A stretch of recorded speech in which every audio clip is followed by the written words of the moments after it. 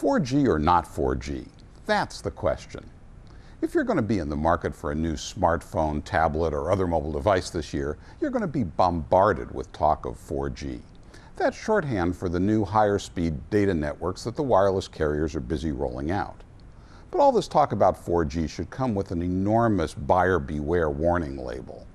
The carriers are making a confusing mess out of 4G, and consumers are likely to be the losers. The confusion stems from a lack of agreement on just what constitutes 4G.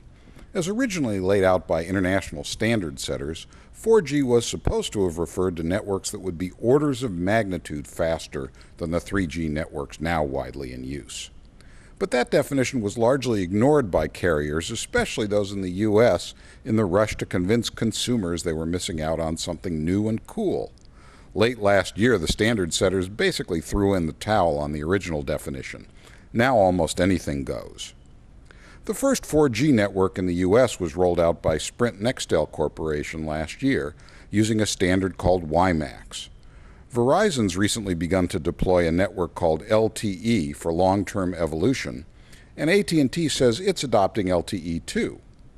In the meantime, though, AT&T and T-Mobile have begun tweaking their existing 3G networks and labeling them 4G as well. Got all that? Now, I've been doing a little unscientific testing in the San Francisco and Los Angeles areas with phones on the various, quote, 4G, unquote, networks. What I've found, at least where I've been, is that the Sprint network is much faster than either the tweaked AT&T or T-Mobile networks. Verizon's LTE network was fastest of all, but with a huge caveat. The only devices that so far take advantage of the network are a couple of laptop computer adapters from LG and Pantech.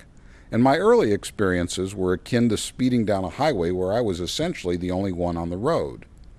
The first Verizon LTE phone, the HTC Thunderbolt, may appear shortly, and the true test of the network's speed won't come until it's crowded with a few million phone users updating their Facebook statuses and streaming YouTube videos.